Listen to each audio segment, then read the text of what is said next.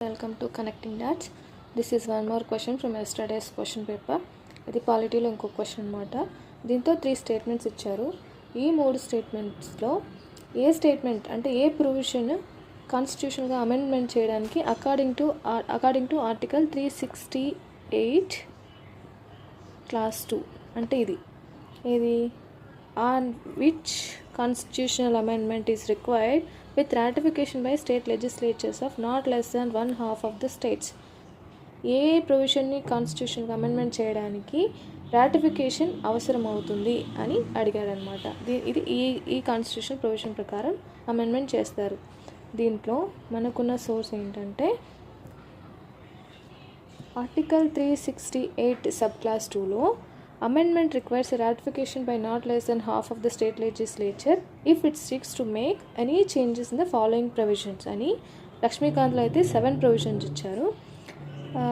ఈ 7 provisions according to article 368 clause 2లో ఉన్న ప్రకారం ఏది ఆర్టికల్ 54 and 55 అంటే elections of the president, 73 and 162 extent of executive power of the union and the states అంటే next 7th షెడ్యూల్లో ఉన్న ప్రొవిజన్స్ని అమెండ్మెంట్ చేయడానికి representation of states in the parliament అంటే రాజ్యసభకి ఎంపిక చేస్తారు కదా స్టేట్ నుంచి అవి provisions of article 368 itself ఏ అయితే ఆర్టికల్ 368లో ప్రొవిజన్స్ ఉంటాయో అవి చేంజ్ చేయడానికి supreme court and high court powers and functions ఏవైనా ఉన్నాయో అవి చేంజ్ చేయడానికి ఆర్టికల్ 368 సబ్ క్లాస్ 2 ప్రకారం కాన్స్టిట్యూషనల్ అమెండ్మెంట్ చేయాలి.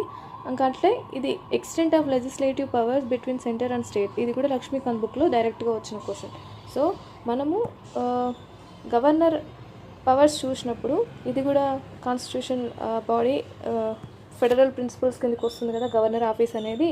సో ఇది ఫెడరల్ ఫీచర్ కాబట్టి ఇది కూడా కాన్స్టిట్యూషన్ అమెండ్మెంట్ చేయడానికి ఖచ్చితంగా స్టేట్ రాటిఫికేషన్ కావాలి అని అనుకుంటాం ఎగ్జామ్ హాల్ ఉన్నప్పుడు. కానీ ఈ గవర్నర్ ఆఫీస్ అనేది ఆర్టికల్ 368 క్లాస్ 2లో ఉన్న ప్రొవిజన్ ప్రకారం లేదు కాబట్టి అకార్డింగ్ టు దీస్ ప్రొవిజన్స్ ఇది కాదు, ఆప్షన్ కాదు. కాబట్టి ఈ 2 ఉన్నాయి కాబట్టి డైరెక్ట్గా ఎక్స్ప్లిసిట్గా మెన్షన్ చేశారు కాబట్టి 1 and 2 ఓన్లీ ఆప్షన్ అవుతుంది. So thank you.